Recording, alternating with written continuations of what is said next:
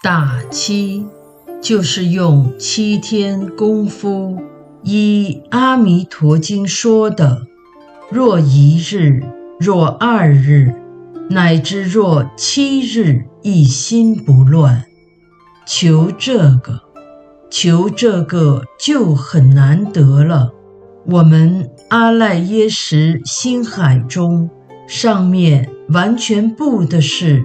万德洪明，海底下还没澄清，只要上面一片万德洪明，和阿弥陀佛48愿相应，阿弥陀佛就把我们接引过去。海底下那些没有清净的，